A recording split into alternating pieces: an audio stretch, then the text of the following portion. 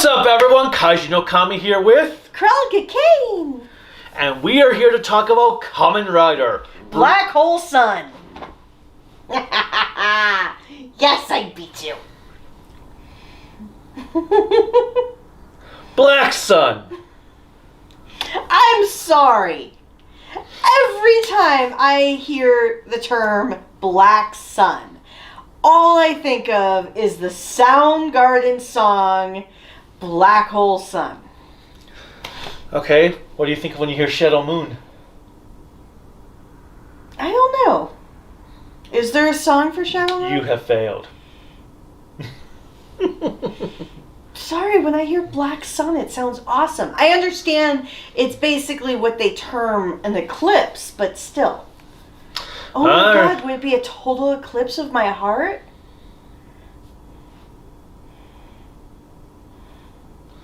Well, you could say that Oi, given that her name translates to blue, and at the end they were looking at a moon, you could say it's once in a blue moon.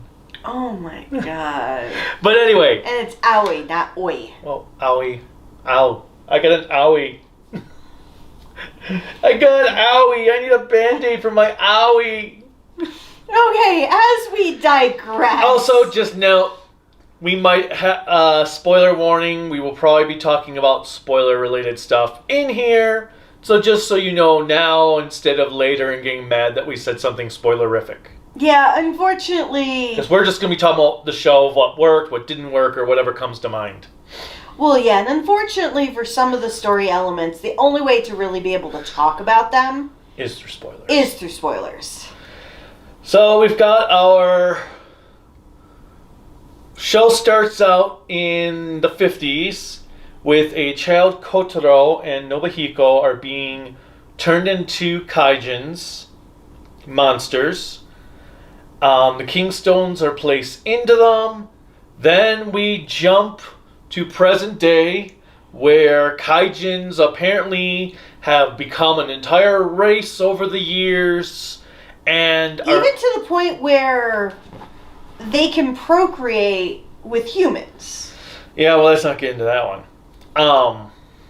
So basically, I mean, I know people have furry fetishes, but damn. Well, if they have human facades,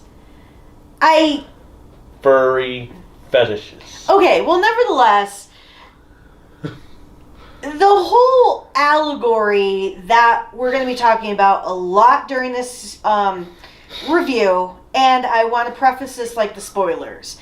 If you don't like to talk about politics, or you are unwilling to have an open mind, this video is not going to be for you because we're going to be talking... And the show is not for you. The show is most assuredly not going to be for you. Because a lot of it is an allegory, well, at least from an American standpoint, of Black Lives Matter. Now, apparently, it's also meant to represent, because I guess there's been, in Japan, lots of anti-foreign protests going on, with especially with Koreans coming into the country, and just people wanting Japan to be pure again. So, now I know there have been people who have made comments about not wanting politics in your Kamen Rider. In all honesty, There's always politics. I was going to say, I think I've seen a lot of politics throughout the years. Even the original manga. I mean, Shocker was the remnants of a Nazi organization. Well, Kabuto is a great example of how politics intermingled into the story throughout the entire series. Well, 01 had it with the Human Gears.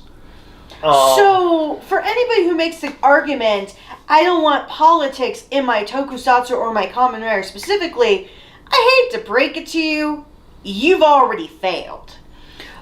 So, the reason I preface this early on is because really, after we get the introduction of Kotaro and Nobuhiko becoming Kaijins, as they're called, we then go to the character that the story really revolves around. Aoi Izumi, I think her last name is. And I could be butchering what I think her last name is, but I know her first name is Aoi, and she is actually speaking at the UN. And I give the actress credit because... For the English? For the English, because she did a great job having to speak, and she's done it multiple times throughout the series, so it's not like one and done, you're seeing a random Japanese character speaking English, but she speaks English in front of a multicultural audience talking about the challenges between the Kaijins and humans, because her belief, which we find out throughout the series of how it comes into play, is that humans and Kaijins are equal no matter what. They are the same, they're equal, they should not be discriminated against, which, coming from an American standpoint, as you said, we're watching her talk about this. We're seeing the protests that are going on, the violence that's happening against the people who are for Kaijins being a part of the world. And the racists. And, lack of a better way of putting it, the racists saying, no, we need to keep it pure. This is our country. It did remind me of Black Lives Matter. And especially in the last episode when one Kaijin's thrown on the ground and the officers just start kneeling on him. He says, "I can't breathe." Yeah, and so that was hard too. But in America, we're living this quite frequently. And as our friend Silver Quill said, in a very tragic way of looking at it, it doesn't make you feel so bad being an American, knowing this is happening in other places as well. Like, we're not the only crazy-ass racist country and it's not to say that all Americans are racist, but... The most vocal have been. Yeah, the louder they are. Like that psychopath in Arizona. No, she's not racist. Oh, she is just a Trump supporter. She's racist. But anyway, so we see this, and then we see this fighting, and we have a very, very vocal guy who's against Kaijins. And when I say vocal, it gets to the point later in the series where they actually lynch a Kaijin child, hanging him up from the rafters for all to see. And that reminded me of, we didn't exist for this, thankfully, but hearing stories about this in the South, in America, how you had lynchings going on. Well, you had Emmett Till. And it just... I think that was his name. Yeah, Emmett Till. And not just him, but so many. And having this young person who was a human stand up and say, this is wrong, was very important. So the first episode was really about how everything has come down, and then you have the Prime Minister. And there's also some people believe the Kaijins were created in Japan, and others are saying no, they weren't. We don't know where they came from. They were just born. And then this is all taking place for a 45-minute episode. Yeah, This is the first 20 minutes of the episode. It is heavy, and you're like, okay, I want to feel guilty because of white privilege, but then I also am like, oh my God, this is what life is like in America. Not current, well, it's still always happening, but more so last year, just knowing about everything going on.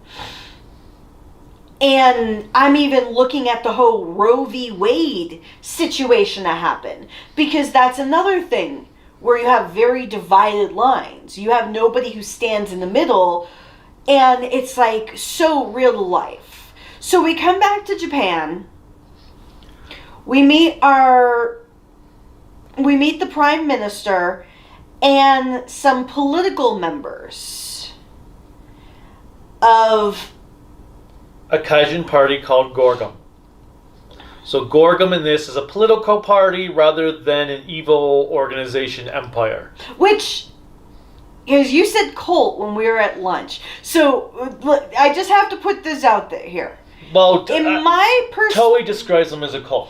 In my perspective, when I think of cults, I think of Heaven's Gate.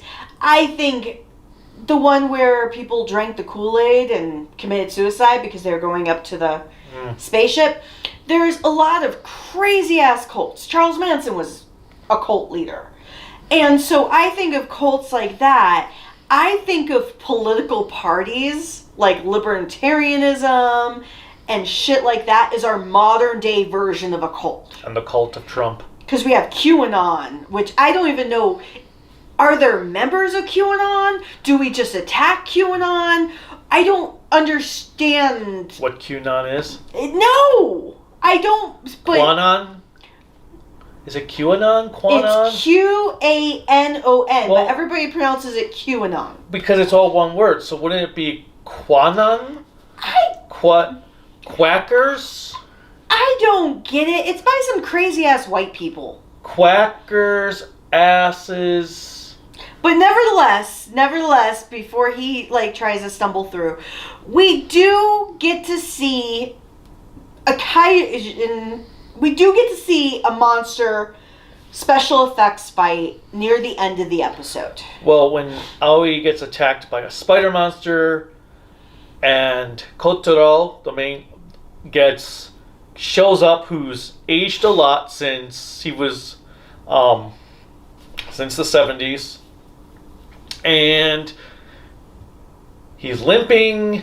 He's clearly battle worn. Oh, yeah. Life has hit this man hard.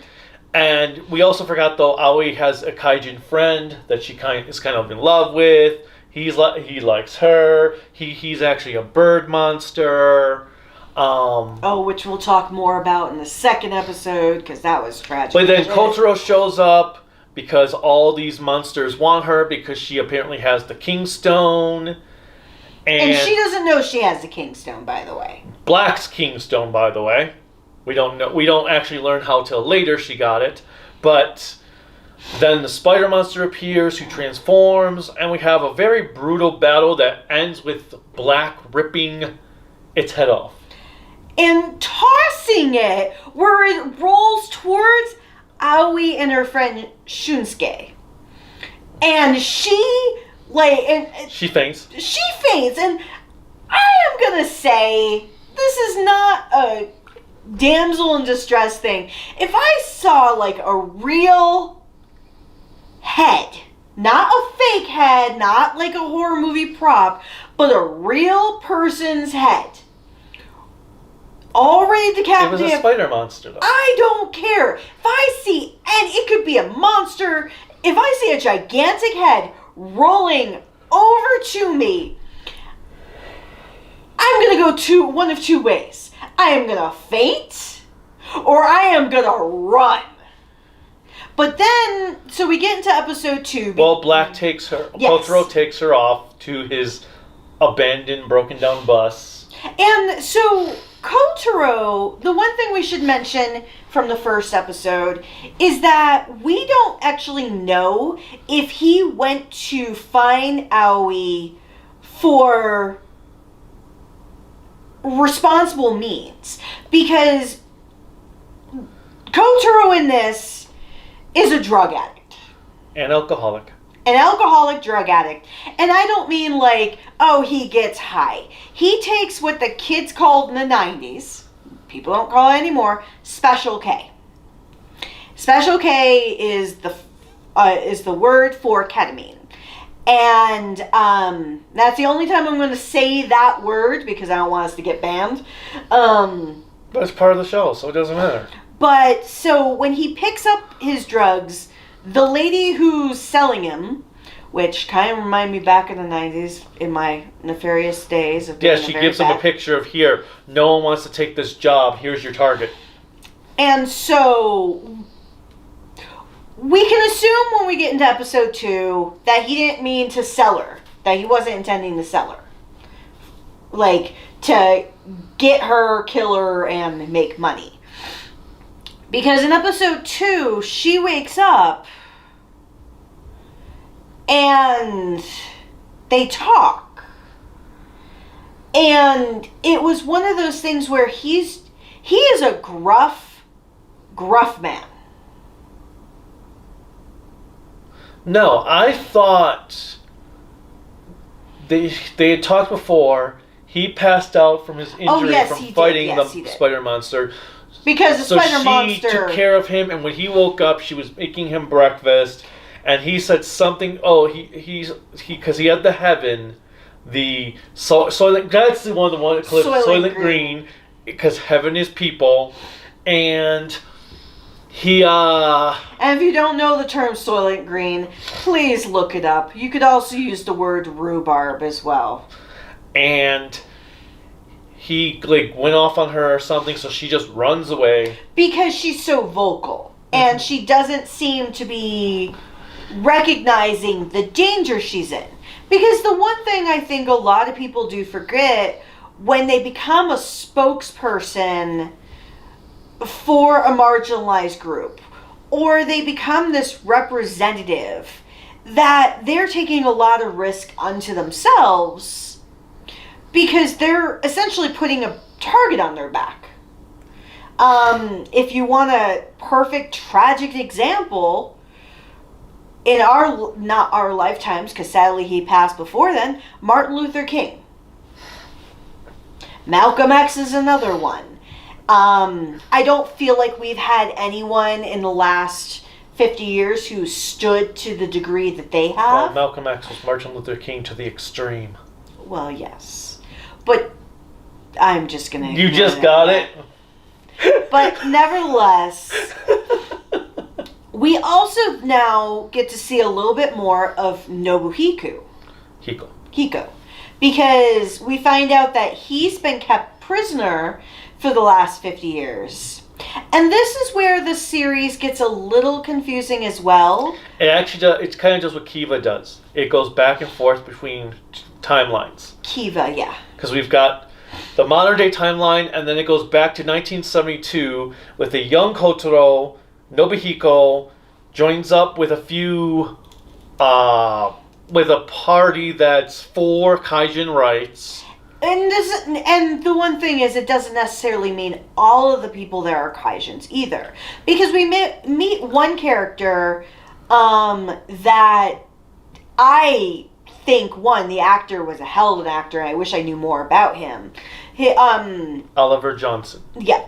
It's this black dude who's from America, there to fight because he faces discrimination all the time because of the color of his skin. So he's also there to help out the Kaijins because he totally relates to them.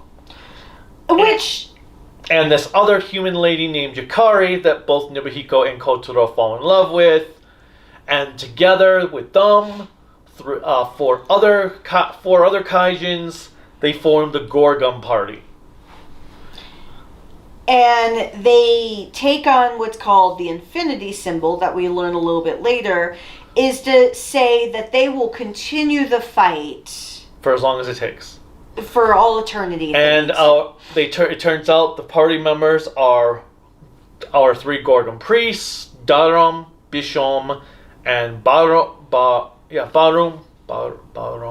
who is a really short dude, and then when he transforms into his Kaijin form, he gets really, really tall. And then Birginia. And the one thing I will say about all of these characters that, yes, they did appear in Black. They're very, very different. Yep, they also, I did not feel they have any threat level.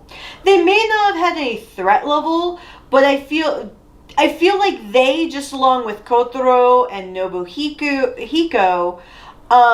their life stories are more tragic than anything. Because, one, you have no clear heroes in this series. And you really see that starting in episode 2. Because everything that happened 50 years ago, unlike in Kiva, where you'll see things happen 30 years ago, and it'll continue on to modern day where it's not like it's resolved, you actually see like the butterfly effect, where you'll see things that happened 50 years ago, and you see what their inevitable result is. Well, and then you're trying to figure out, like, some of the things. You're like, okay, how did they get there from where they were before? And then you get pieces as it goes along. And it's not chronological. Because Nobuhiko is in prison in the Gorgum party's basement, essentially. And you don't find out how until you get to episode 9, essentially. Well, I thought it was 8. 8 or 9. But so episode 2 really builds the world. Where episode 1 introduces the world and introduces what we have of the Gorgum political party. And they're all basically the bitches of the Prime Minister. That's what you really find out in episode 2 and 3, because we find out that there's a mole in the Gorgum party. This mole, who you find out later in the series who it is the one who basically helps encourage people to do things, but also feeds it to the Prime Minister so that by the time our 3 priests they attack the Prime Minister's people, and they kidnapped, in 1972, they kidnapped his grandson, and they go to confront the Prime Minister, and the Prime Minister's like, yeah, I know, if you really want me to help you, you need to become my slave so that I can use you for war. Well, and we find out the reason for that, too. The one thing that this series does really well is it has an answer for practically everything it says. So, like, everything you hear in the first 3 episodes of the series of, I want you to be weapons of war, this is how heaven is made, and as we said, Soylent Green or rhubarb. And then we had also, what was the other thing? The other part that was when the Prime Minister in 2022 and his cabinet would just avoid every question. Like, one guy would respond with an answer, and they're like, well, we want to hear from the Prime Minister. So he'll just repeat the answer word for word, and the whole cabinet is just laughing it off. Which kind of reminds me of modern day government. Now, one thing that we learn about heaven is in episode 2, the Anemone Kaijin kills Aoi's caretaker. Shunsuke. Oh, well, her caretaker. Her human caretaker. And then she attacks Shunsuke, crushes his head. To the point where his eyes pop out, which was gory as fuck, even for a mask. Yeah, it was like Cronenberg thing. No, it's very light compared to Cronenberg. But anyways... I'm saying, though, it's like the same type of similarity. Well, same type of gore effect.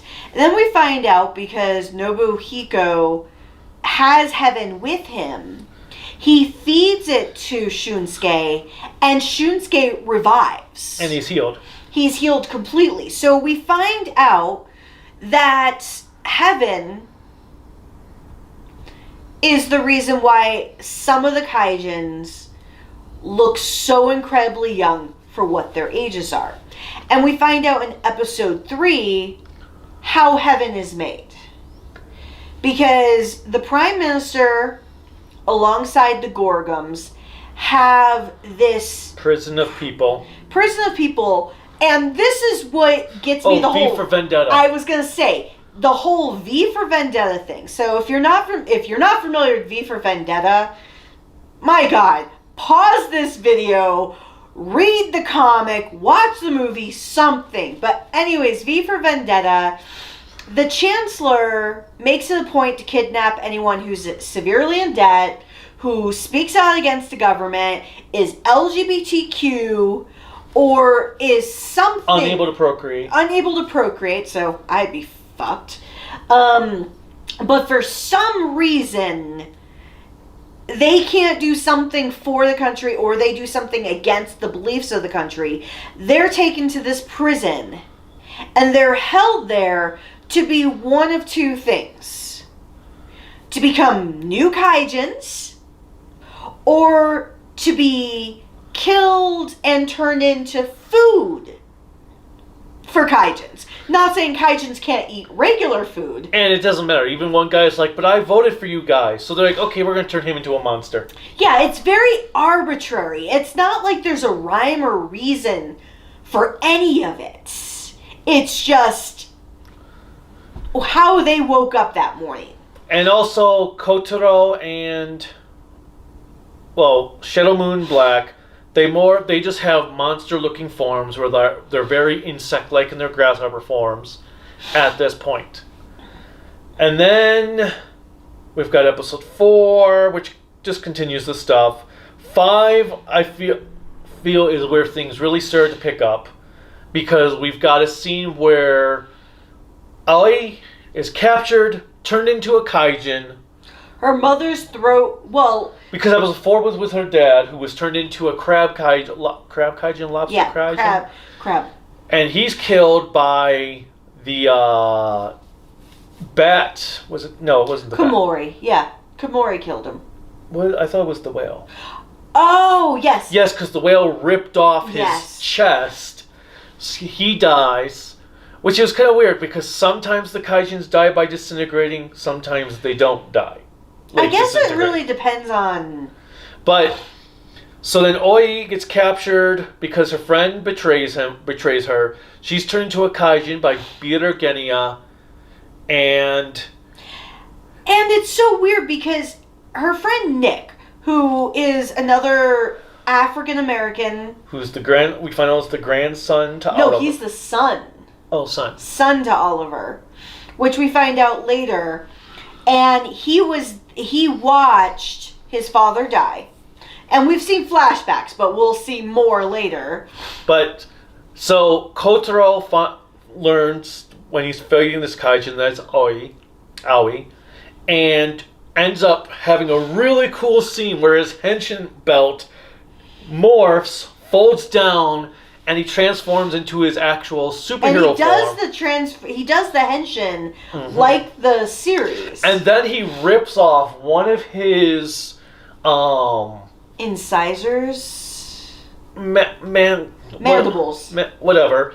Rips it off and turns it into a sword to fight Beetlejuice. Cuts off his arm, and Beetlejuice is taken away by the bat Kaijin, who was the scientist that turned Aoi into a Kaijin. And that was a really kick-ass scene. And the music during that scene was kick-ass. And then we've got... Let's see, what else happened? So they go back to his bus. Mm-hmm. And... Oh yeah, there was also the raid inside the headquarters when they were... Because Aoi gets captured again. That's in episode 6. Yeah, so she gets captured again. The Shadow Moon leads a raid of people. A raid of Kaijins. Basically, how I look at it is a raid of young men. Because they're all men, they're all Kaijins. I would say the oldest of any of them was probably like mid-20s, but they're all teenagers essentially. Because he comes down and he yelled, like during one of the protest scenes, when they were clashing, Shadow Moon showed up and pretty much said, hey, you need to follow me and we'll take care of this. And then they take a raid in the headquarters. All but Shunsuke gets killed by these by regular soldiers in armor. So these Kaijins transforming, having monster forms doesn't really mean anything. So Aoi and Shunsuke escape with both Kingstones. Well, no. Aoi escaped because they tried to have her become the new Creation King, because having the 2 Kingstones... Because nobody else could do it. And she quit halfway through. Black shows up. Kotaro shows up. She leaves.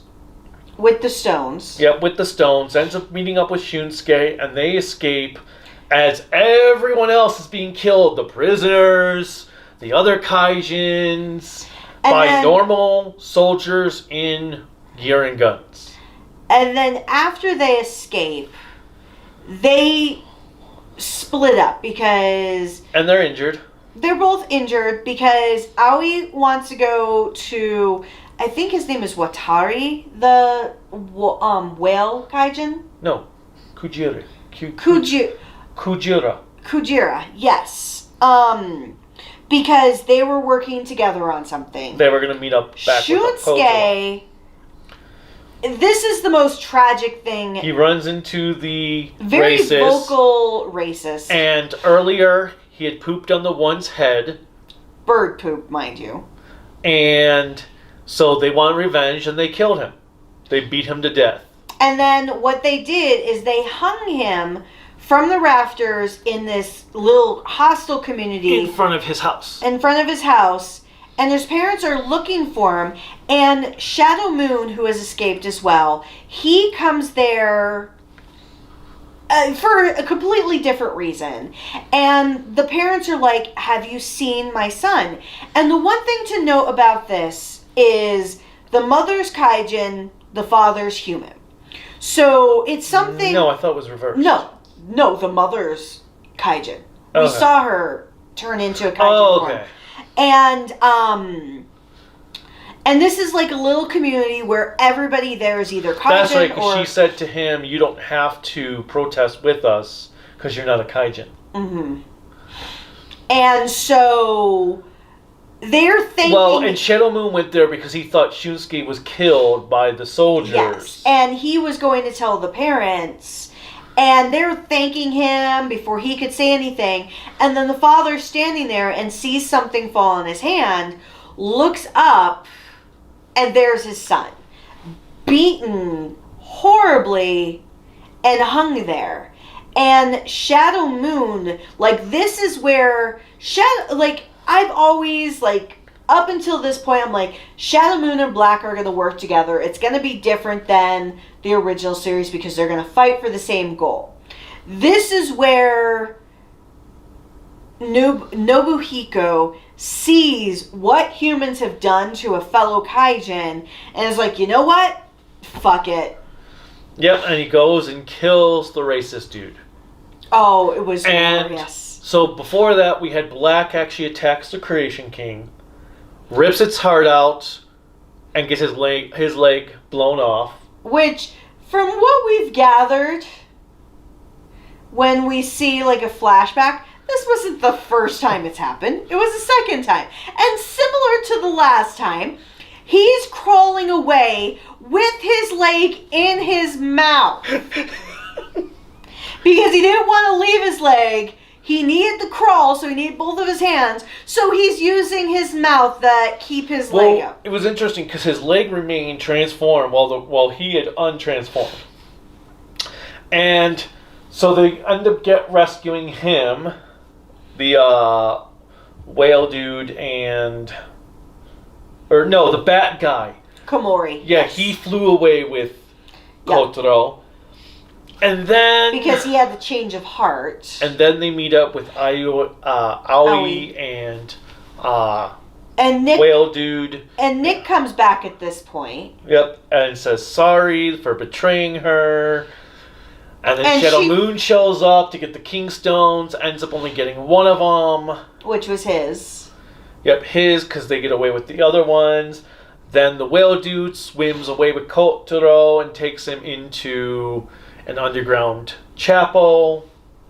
Yeah, because Kotaro is not awake at this time. Kotaro is pretty much on the verge of death. And Nick wants to become, during this period, he wants to become a kaijin. He specifically wants to become a grasshopper kaijin. And Komori makes the comment, you know grasshoppers are not in season, right?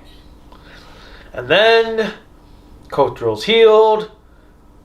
Shadow Moon kills Darum. Then has Barum imprisoned because he won't bow down to him. Bisham is bowed down to him. And Birgenia can't decide what to do at this point. So he starts following Aoi.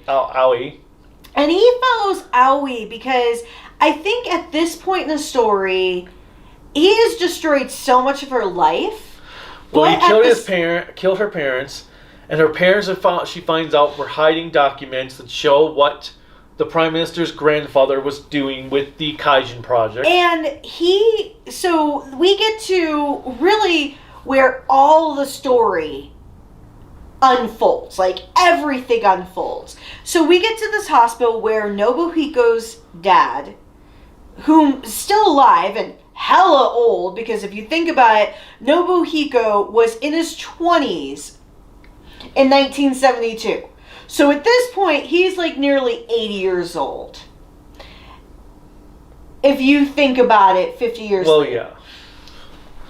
And so his dad, who was a part of the original experiment where they created the Creation in 1936, pre-World War II. So you're adding another 30 years there. And this man was already an adult at that point. So he's got to be 115 at least. And so, because it seems like he has a trach, so they used a device that basically simulates by the vocal tones noise, and to Virginia and Aoi tells exactly what went down. This was that Kaijins were created in Japan as a government experiment using vivisection. And if you don't know what vivisection is, dissection is when you're opening up a dead body. Vivisection, which is something that has been talked about in relation to Japan for generations, because they did it heavily during World War II. Yeah, with the Chinese. Well, what was that one battalion? The 151 or 117, something like that. So, vivisection is where you're dissecting living, alive people to the point where you're trying to see how organs work as they're functioning still. It's an extreme form of torture, and it's not to say the Japanese are the only ones who have ever done it, because I imagine Americans have been guilty of it, Germans, other countries. Didn't get caught. But Japan was known for it. During this one presentation I actually attended at one of our local anime conventions, a Japanese-American young lady, she actually talked about, from a lot of the research she did, that it was done a lot during battles between Japan and China. And there were some grotesque pictures that were taken. Unit 731. Yes. It was a very... So, having them put something... Yeah. Experimenting, infecting prisoners, primarily Chinese prisoners of war and civilians, with infectious agents, exposing them to bombs to penetrate the skin, to test out if they could use those as weapons on their side. And so, having a series where having even a country talk about that, that's like us talking about concentration camps during World War II that we did for anyone who was Asian. Or so it's talking about the terrible things that have been done in this world, and using it for storytelling to, I think, in a way, remind people that these things happened. Because the further we get away from World War II and the atrocities that occurred, the more and more people become ignorant. People forget. And I say this because I watched a documentary on Netflix where people actually legitimately, and these are people my age, so I know I joke that I'm 27, but in their 30s and 40s, believing the Holocaust never existed. And my grandfather was a World War II vet. I heard so much about it, and I'm not going to get down that road, but I thought that was pretty impressive that they put something in there to remind people that they've done this. So then we have, well, we also come to learn Balaram is the one who captured Shadow Moon back in 72. Dumb luck. After they betrayed, because Gorgum split. It was Kotaro, Yukari, Oliver, Bat Dude, and Virginia, and Nobuhiko split from the three priests who become the three priests who bow down to the prime minister, and then Yukari wanted to kill the Creation King, which we find out her reasoning for doing that was truly not as noble as she said. And then Balaram manages through dumb luck to beat Shadow Moon, which at first you're like, oh wow, he took down Shadow Moon, and then you see it's like, oh, he just got him by accident. And we find out we don't see it on screen, but we find out from a lot of inner working stories that Yukari was actually working for the Prime Minister. And her task was to acquire the Kingstones. Yep, which she technically did do, but when Virginia killed her, he didn't know she had them, so Oliver took off with them. And Oliver, he finds out that there's something wrong with her. He calls her out, and her comment, which really worried me, is saying, I do believe in what we're doing, but we can't... Basically, she plays it off that she still believes in what they're doing. But you question her reasoning for it, because that's where Oliver actually says, I'm here because I've lived through what they're going through. I've been persecuted and discriminated against for so long. I understand how they feel, and I don't want anyone else to ever suffer what I went through. So we find out Oliver started an organization to research Kaijins that Aoi's mom and dad became part of, and that he gave them the Black's Kingstone, and he kept the Shadow Moon Kingstone, gave it to his son, who put it in his toy, and the Prime Minister got it when he killed Oliver. And he killed Oliver in front of his son. And made a point of being happy about it. So then we have Black gets revived, and we have the opening episode 10, which was the opening to the original series, but with new footage of Black riding to Gorgum headquarters. And if you think we're jumping around a lot to different things, it's because if we talked about every single thing that happened in 10 episodes, we'd be here for 5 hours. So I did like also, though, when Shadow Moon first does his actual henshin, he rips off the other side of his mandible as a sword. So he's got one on this side, and Black's got one on that side.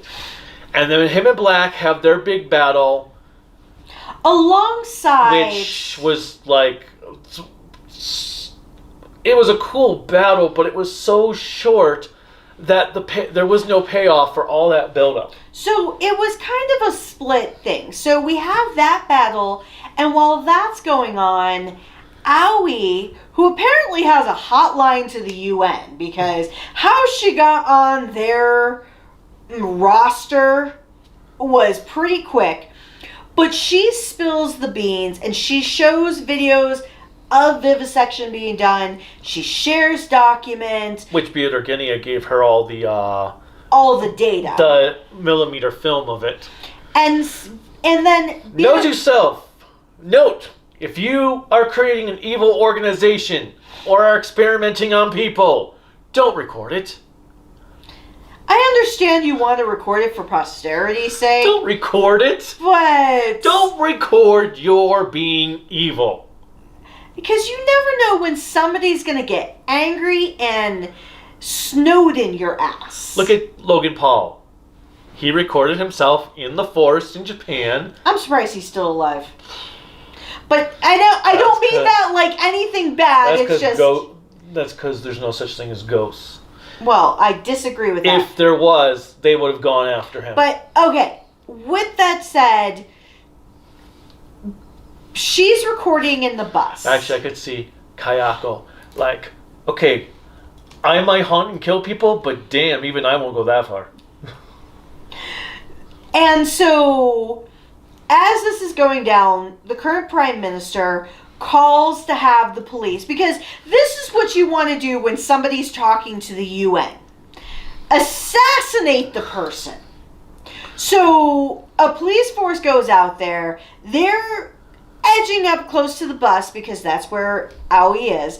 And Birigenia comes out, and I respect this because as his like goodbye, with the Satan Saber, he takes out a whole platoon of people. He is going Rambo and everything on their asses. And then, while the Satan Saber gets broken, he finishes killing them all, and then he dies from his wounds. And he dies in the most badass way. He is just standing. And Ali finishes her speech and shows the video and reveals that she's a Kaijin. She now declares war on any racists. And then she finishes and looks and like, oh, what the heck happened? And if you question, like I initially did, why she's not reacting to it, completely forgot she had put earphones in. It's more of sheer surprise. Like, did she think that no one would be able to track her location? She is like a 17-year-old I really kid. thought that, okay, it's going to turn out that she is using the bus as a decoy and she's not actually at the real bus, but at another location, just making it look like a bus. But nope, she was actually there. And then she goes back to Nobuhiko, or not Nobuhiko, the scientist, and learns the Satan Saber is the way to kill the Creation King. Goes and finds out Black is the new Creation King, kills him, becomes a new, basically, hero, because now she has a henshin belt, and the whole thing starts all over again. But before, I do want to say that the next best just dessert scene happens in this final episode as well. So as the Prime Minister is celebrating that he essentially got away with it, they're driving to go back to his home, but he's got to really use the bathroom. So his assistant and the cab driver take him way out of the way. And limo driver. Limo, yeah, whatever. And he basically gets out, and he's doing his thing, thinking nothing's wrong, and two people show up. You have one that has what looks like a mask with dreads, and then the other one is Komori. And he recognizes Komori because he was part of the Gorgum party, so he knew who he was, and he's like, hey, can you help me from this other kid who has dreads? And it comes to find out, we have the kid with dreads, clean off, takes off the Prime Minister's head, transports. Well, we already knew that. Well, no, but we hadn't talked about him. I know. But, and I thought it was great because Nick, who is the son of Oliver Johnson, specifically says, never forget Oliver Johnson. And that reminded me of very much like in America with Black Lives Matter, because you never want to forget George Floyd, Breonna Thompson. Taylor. Oh my God. Wow, you can't even say the name right when you're thinking there's another Thompson, yes, but Breonna Taylor and so many other people. And then we go to a new prime minister's elected, who basically tells Bisham, "Yep, we're now going to be doing this. And the whole thing starts again, saying that nothing was accomplished at all from everybody's sacrifice in this entire series. And I think that was the hard part to process. I understand in reality, because we're living it, just because you protest and speak loudly or have people arrested for the tragic things they do against others, it doesn't change. But it is sad when the series that you're going to watch to take you away from reality shows you the exact same thing in reality. It's not really that. It's a crappy ending to storytelling. It's crappy storytelling. Because it doesn't leave you satisfied that any of the series had any purpose to it. Now, outside of being a tokusatsu, I did think it was a great crime drama. Well, I'd say it's a political thriller over crime drama. Political thriller. And I appreciated that because it didn't hold your hand. Not saying that tokusatsu in general holds your hand, because we have plenty of examples of it not doing so, but... Well, I still liked the Kaijin designs. Like, the Kaijin designs are my favorite Kamen Rider Monster of the Week designs, period, because they look like actual animals. So I still loved the Kaijin designs here because they still looked like actual animals. I do think it was cheap to have the non-ones. They just had, like, arms change and a head change, and they're wearing normal clothes. Their bodies didn't bulk up or anything. It was just people wearing masks, basically. Yeah. And I felt that was kind of cheap, especially after they eat the heaven that Shiromun gave them. They never seemed like they got any stronger. That is, if heaven was just a placebo for them. And so there was that, but I love the designs. Well, I wonder one thing about that. Because even when Aoi's dad was transformed into a kaijin, same thing with Aoi herself. They turn into those full-suited monsters. So it made me wonder, if you're a Gen 1 kaijin, do you get an alternate form versus if you're like a Generation 2, 3, 4, because you have a mixing of the bloodlines. So, I hate to say it like this, but the purity is not there of the monster. You're not 100% monster. That could have been something they could have went into. Well, I agree, but that made me wonder. Like, yeah, why do some have monster forms and others don't? Because why didn't the protesters turn into full-on monster forms? They were just humanized monster forms. And that made me wonder, because kaijins have been around since 1936, so nearly 100 years in 2022, that you're going to have multiple generations. But then we have... Well, I actually did not really like Byakuya in this one, because he didn't have the same threat factor he had in the original series, and I actually thought his black armor was boring. There was nothing special about it. It was just black armor. And why was only his face not covered? I get that that's because that's how he was in the original series, but it just didn't make sense with where they were going here. Is why is his face the only thing not transformed? Maybe he's the human. Maybe he's the kaijin of the human monster. But the other thing is, this whole series was science, not supernatural.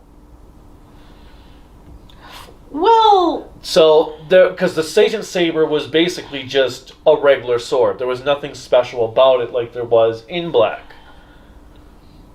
And as I said, the threat levels of the priests was non-existent. In fact, they barely did anything. See, I don't mind it. Like, I live for the supernatural. Being a Wiccan, I have a lot of faith and belief around the supernatural.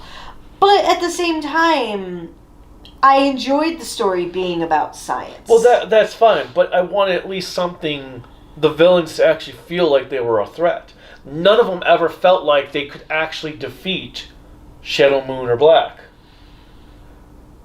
They just, especially when, like, Gorgum just quits fighting Black in the middle of their fight. Like, Black says, "Oh, I know your goal." "Oh, okay," and he transforms, and it's like, okay, what goal? We never actually found out what his goal really was, beyond he just wants peace between humans and Kaijin. Overall, how I look at this series is, it did give me, admittedly, a new appreciation for Kamen Rider Black.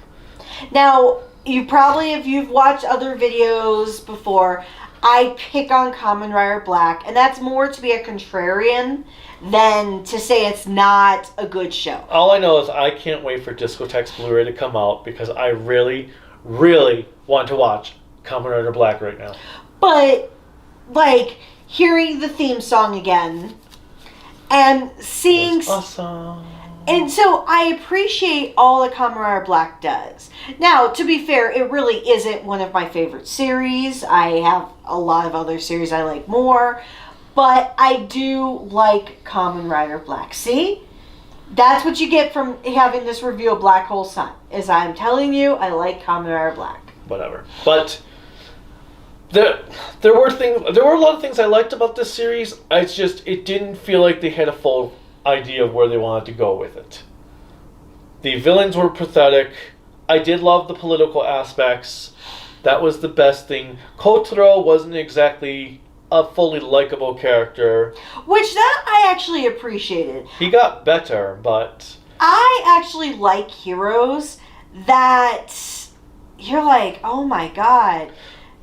Well, He's not a terrible human being, but he has lived. Like, not only that aspect, it's just he wasn't that likable character, and because every battle he got injured. He never truly, I don't know. He always won his battles, but he never, I don't know what to... Well, he wasn't, he came across to me as more of a more realistic hero. He's not... He is, in technicality, no stronger than anyone else. And because of his refusal for so many years to take heaven, or to utilize... Well, I think that was the problem, though. His refusal to take heaven is the only reason he would get beat. As I said, the Gorgum priest had no fierceness. I didn't believe they could ever beat Black or Shadow Moon, and the only reason Black seemed weaker is because he didn't take heaven. But at the same time, I don't know, something just didn't click with me. And I don't know exactly what it was. I don't know how to describe it. It just didn't click. But would you say this is a series, this 10-episode series would be worth it for anyone to watch? Well, as long as they don't mind having politics in their Toku series. If they want a good story, or semi-good story, then yes. If they don't like body horror, no. Because there were just way too much at times where it felt like it was just gritty just for the sake of being gritty. Well, yes, it was a lot of body horror in the series, which I've watched a ton of body horror. I actually own a number of body horror series, but it's not, or not series, movies. It's not my forte. The reason I own body horror movies is because I am actually a huge fan of Cronenberg, and he does a lot of story with his body horror. But I'm not a Cronenberg fan. I can tolerate some of his movies. Some aren't bad, but they're not my go-to. Like, you'll never watch Scanners again. Probably not. I'll probably never watch Videodrome. I was gonna say. The only reason I'd probably watch The Fly again is because it's part of a franchise. But it was just, at times they were just being edgy just to be edgy. And yeah, Kamen Rider Black was a dark series, but it didn't feel like it was just being dark for the sake of being dark. And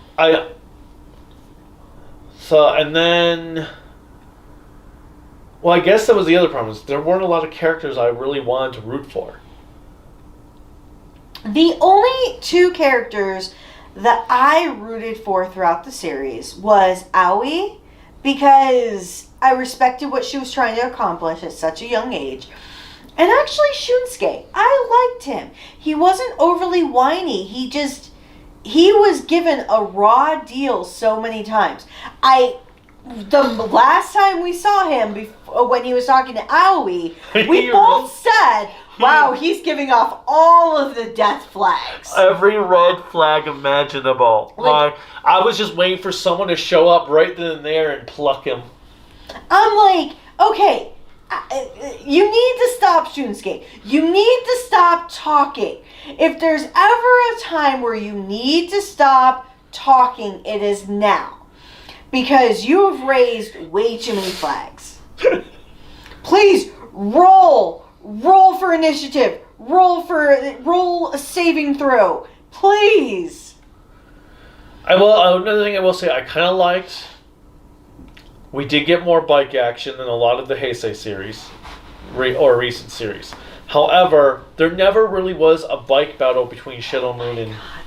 You are obsessed. This is not Yu-Gi-Oh! This is... GX. No, this is... Or 5Ds. This is Kamen Rider. They should be having battles on motorcycles. They never once called them Kamen Rider. The series is called Kamen Rider Black Sun. Kamen Rider. Because Therefore, they wanted to use a title that people would It's common knowledge that they're going to ride motorcycles and have a fight on a motorcycle at least once. And be prepared, the only way you can watch this series is on Amazon Prime. Which is pretty impossible to...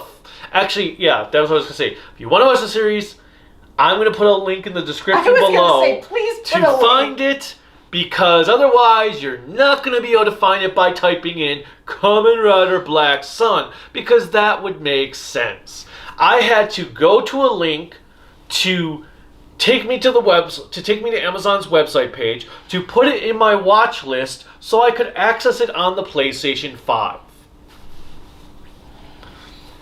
Yeah, it was a lot more trouble than needed to be able to access this series. I did like so when Black and Shadow Moon's costumes were first revealed, I wasn't sure what I thought about them. Seeing them in action, I did like them better, especially when Black's was lit up with the red. Mm-hmm.